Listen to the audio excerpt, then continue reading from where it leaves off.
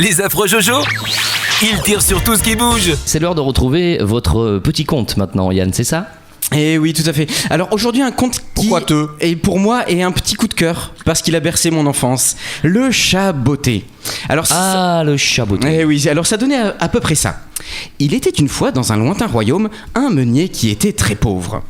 Oh, qu'est-ce que je suis pauvre! Sentant sa mort approcher, il convoqua ses 3 fils à son chevet. Maurice, Marcel, Ducon, venez, je vais bientôt mourir! Et il leur dit ceci. À toi, Maurice, mon fils aîné, je lègue mon moulin. À toi, Marcel, je lègue mon âne, qui est gentil et travailleur. Et à toi, Ducon, je lègue mon chat. Ça y est, le vieux était cané. Maurice et Marcel se réjouissaient de leur héritage, mais leur Benjamin, que nous appellerons à partir de maintenant Didier, parce que Ducon c'est un peu péjoratif quand même, se sentait un peu lésé. Il prit le chat avec lui et alla fumer un ouinge tranquillou au bord d'un lac. Alors qu'il commençait à planer grave et qu'il s'apprêtait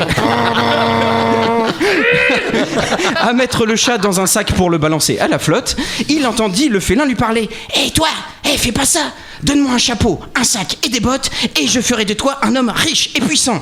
Alors Didier pensa d'abord être complètement stone, mais dut se rendre à l'évidence. Le chat parlait bel et bien.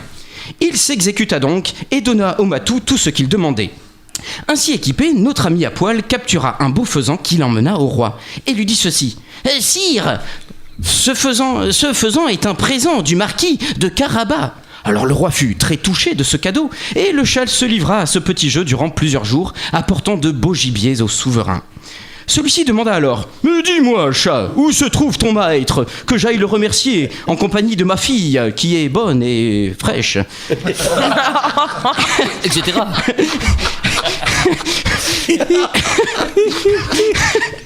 Et Raoul, oui, j'ai oublié de préciser que le chat s'appelle Raoul, lui indique la route menant, soi-disant, aux terres du marquis de Carabas. Il traça ensuite retrouver son maître et lui dit « Maître, enlève tes vieilles guenilles, qui puent, crame-les comme un bourgeois et fous-toi dans le lac. Et à partir de maintenant, tu t'appelles marquis de Carabas. » Alors le jeune fermier hésite un peu, mais devant la détermination du félin, se déshabille et se met à l'eau. On pouvait déjà apercevoir au loin le carrosse royal. Raoul se précipite au devant du roi en criant « Au secours! Mon maître s'est fait agresser par un Français, un Belge et un Arabe !» Alors, il dut se retenir...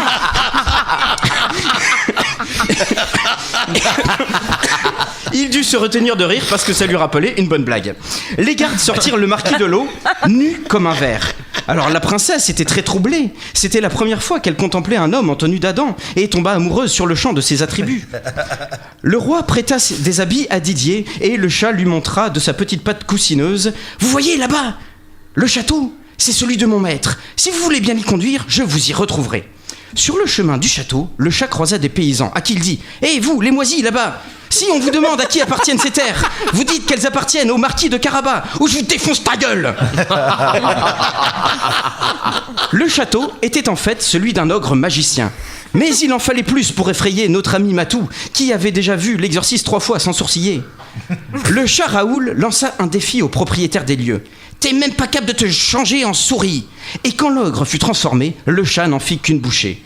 Le roi, impressionné par tant de richesses, consentit à donner la main de sa fille et le reste au marquis de Carabas. Ils vécurent heureux et eurent beaucoup d'enfants. Quant au chat, il mourut quelques mois plus tard en bouffant de la morora dans le grenier du voisin. Fin.